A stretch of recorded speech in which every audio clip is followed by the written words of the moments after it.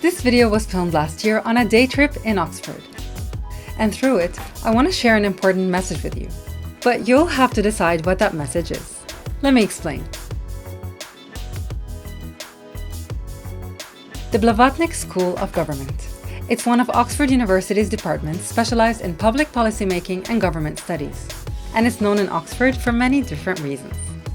Energy efficiency compared to buildings similar in size and use, how modern it is among its surroundings, the controversy over its source of funding, all that glass, and that it's made of so much glass because it's supposed to reflect a political message, which is the governments are meant to be transparent. But this video is about a structure that is sending a more realistic political message: the Headington Shark.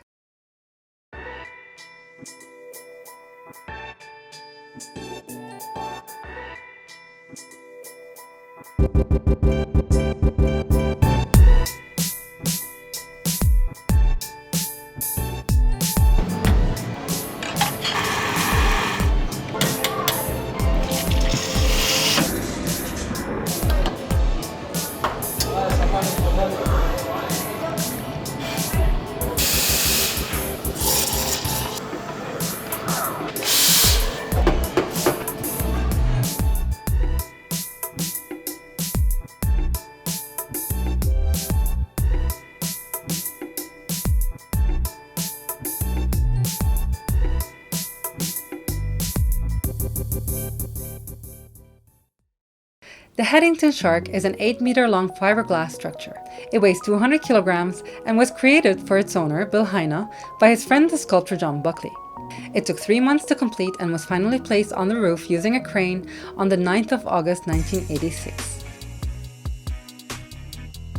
Philip Hind was an American man who moved to Oxford in the 1960s to study law at Oxford University. And eventually, he became a writer and radio presenter with BBC Oxford. And he was a breath of fresh air. He challenged politicians, addressed provocative issues, and was loved by those who knew him and those who didn't. Bill was described as a lovable and caring man, and also a headache to the council. At one point of his life, Bill ran a cinema in Oxford. After buying it, he put a large sculpture of can-can dancer legs on the roof of the building. Because it was called the Moulin Rouge and it was a cinema, the planning committee opposed the installation of the legs. So Bill changed its name to not the Moulin Rouge. And he got away with it. His next stunt was installed in his home in Oxford, the Headington Shark. To get a closer look, I went to meet his son Magnus, who showed me the house and his father's indoor garden and explained the details of the battle to save the shark. We're in Philip Hind's house with his son Magnus. Hello. To talk about the message behind the Headington Shark. You know, the street is so boring and then you have this massive shark sticking out, so... That's exactly what he wanted. The shark was meant to make an impact. Immediately after the shark installation was placed on the roof, it was rejected by the council. The first reason they gave was that it was not structurally safe. But when it was checked by engineers and inspectors, they found that it was secure and well constructed, and that's because steel joists were installed through the walls and foundations to ensure that the shark has structural integrity. They go out along the ceiling and then they fix into the wall here and they travel all the way down through to the kitchen. So it goes from the shark through down the corners of the house, and there and maybe there. I think there are 3 or 4 of them. Then the council said there were complaints from the neighbours and held a public forum to gather different opinions.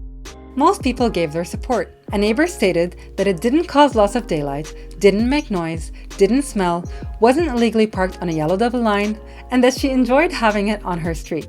Then the council said that the shark had no planning permission. When Bill applied for planning permission, the council refused it. So the case was raised to the Department of the Environment. And after a 6-year battle, the planning inspector stated, any system of control must make some small space for the dynamic, the unexpected, the downright quirky. I recommend that the Headington Shark be allowed to remain. And so the case ended with the victory of originality over bureaucracy. Bill, here's to you and your determination to keep that strange animal.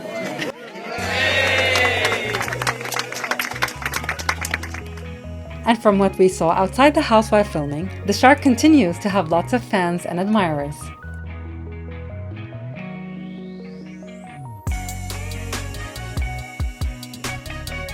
Bill documented his long struggle to preserve the shark in his book The Hunting of the Shark. So it's a play on the hunting of the snark, I think. Yeah. The story behind the tale that crash-landed on an unsuspecting Oxford suburban street. This book was written by Philip Hind. It's available on Amazon. And all good retailers, hopefully. And all good retailers. When asked about the meaning behind the shark, Bill never gave one direct answer. It's been said that his reasons included feeling helpless in war situations and angry about the American bombing of Libya, Hiroshima and Nagasaki, and other issues. I wanted to find out if Magnus could give me one simple answer, but to my surprise, he left me with even more options. A lot of people were asking about the message behind the shark. I think it was on the night he bought it, they bombed Tripoli, so he heard the planes going overhead. Timing coincides with the anniversary of Nagasaki. It's very much got an anti-bomb theme, but there's also an anti-censorship aspect as well. So he didn't think that the government should be able to determine through planning permission what people were and weren't allowed to see in terms of art. If there's a message of the whole thing, that's part of it as well. What you can and can't do with your own property and what you get told you can and can't do. Then I asked if we could support the campaign to get the Headington Shark listed, so it can be protected. And can anyone help with the listings? Can people vote? Is there anything people can do? Well, I'm not sure I want it listed. I wouldn't want anyone to do anything on that. The reply again was unexpected.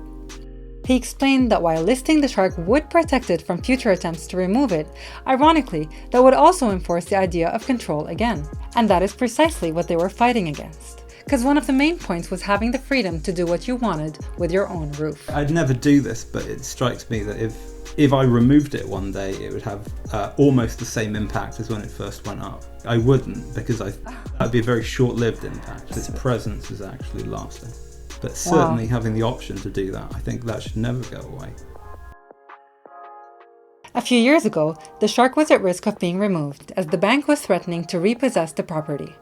Magnus stepped in and bought the house to make sure the shark was not left in the hands of bankers, who in his words were another set of bureaucrats unable to deal with something that doesn't fit a standardized form. In 2018, he decided to open the house to guests as an Airbnb property. So I asked him the question that was on everybody's mind. Does the shark have a head? No, unfortunately it doesn't. And everyone asks that. Unfortunately not. Not yet, at any rate. This is it? This is it, right above there. On the inside, underneath the shark sculpture, is a vent used for cleaning and maintenance of the shark. In principle, you could take this off and climb inside, although I wouldn't recommend it. Inside the shark? Yeah, that's an access port they've maintained.